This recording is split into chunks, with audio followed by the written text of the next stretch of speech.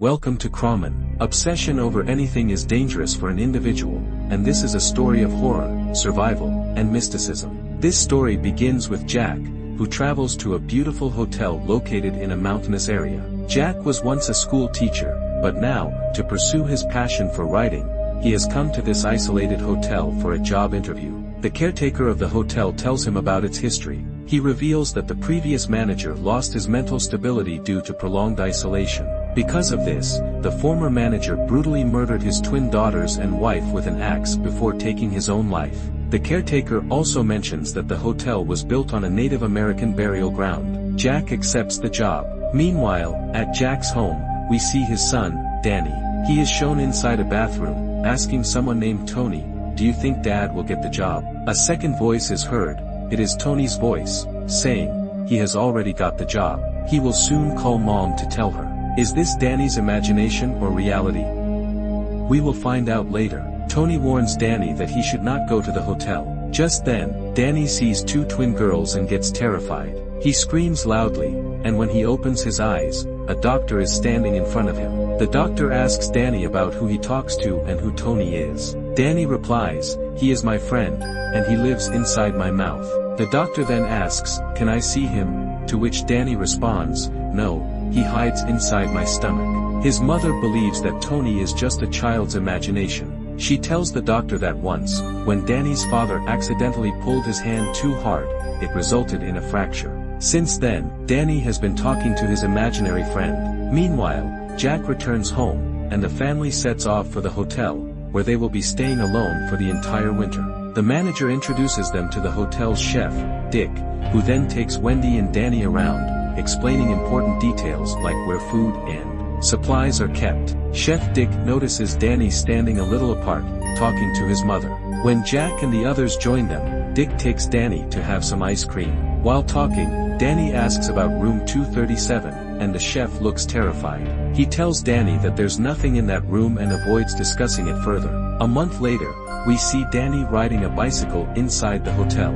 As he moves around, he reaches the door of room 237. He slowly approaches and tries to open it, but it's completely locked. Suddenly, he sees the two twin girls again. Terrified, he quickly leaves. Now, apart from their family, there's no one else in the entire hotel. One day, while Wendy is busy with work, she hears her husband screaming in his sleep. When he wakes up, he's extremely frightened and tells her, "I had a terrible dream. I saw myself killing you and Danny, chopping both of you into pieces." Just then, Danny appears. His clothes are torn, his condition looks awful, and he has wounds on his neck. Wendy tries to ask her son who did this to him, but Danny remains silent. She then looks at Jack, who is staring at both of them in an unsettling way. Wendy realizes that he is responsible for this because no one else is in the hotel besides the three of them. Enraged, she shouts at her husband and leaves with Danny. Jack, disturbed by this, wanders outside and finds himself at the hotel bar. He vents to the bartender about how his wife always misunderstands and irritates him and how there is nothing left in their marriage. Just then, Wendy comes running in fear, but as she arrives, we see that the bartender Jack was talking to is no longer there. Was it a ghost? Wendy, terrified, says that there is another woman in the hotel, living in room 237, who tried to strangle and kill their son. Upon hearing this, Jack goes directly to room 237. There, he sees a beautiful woman, and he becomes completely attracted to her. But as he gets closer, the beautiful woman transforms into a horrifying old woman. It turns out, she is also a spirit haunting the hotel. Jack somehow locks the door of room 237 and escapes. Meanwhile, the chef senses something is wrong in the hotel. He decides to leave for the hotel and tries to contact the police, but the hotel's telephone lines are completely dead. He attempts to use the radio to reach out for help, but Jack deliberately damages the radio, signaling that his mind is now entirely out of his control.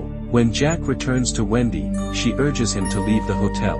Hearing this, Jack becomes enraged and goes back to the bartender. A big party is taking place there, and Jack gets a drink. Suddenly, he bumps into a waiter, causing damage to his clothes. He heads to the washroom to clean it, with the waiter's help. As the waiter introduces himself, Jack realizes that he is the same man who killed his wife and twin daughters. He believes his daughter made a mistake and that he corrected it, just like Jack has to correct his family's mistakes. This thought begins to take hold in Jack's mind, that he needs to kill his wife and son. Meanwhile, Wendy is becoming increasingly distressed and wants to leave. She goes to the spot where Jack has been writing for a long time. To her shock, Jack has written hundreds of pages with only one line repeated over and over. Jack returns and gets furious, accusing her of reading his work.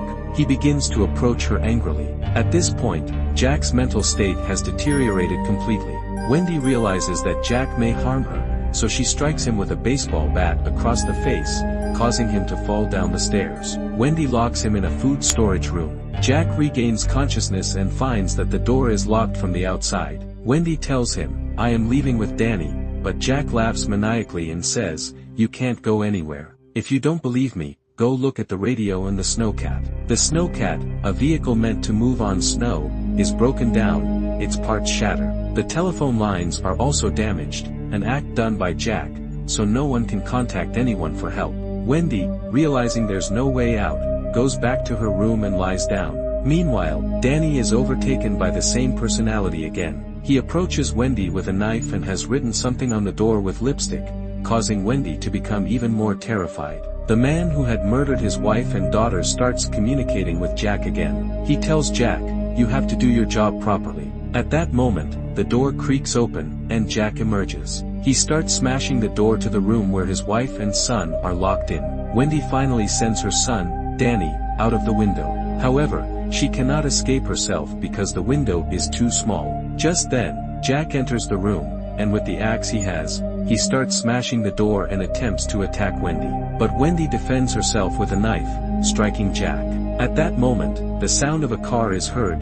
The chef, whose name is Dick, arrives in the car. As he enters, Jack kills him with the axe. Afterward, Jack moves toward his son. Danny, trying to escape, runs into the maze. Jack follows him relentlessly, but Danny realizes Jack is trailing him by the footprints he leaves behind.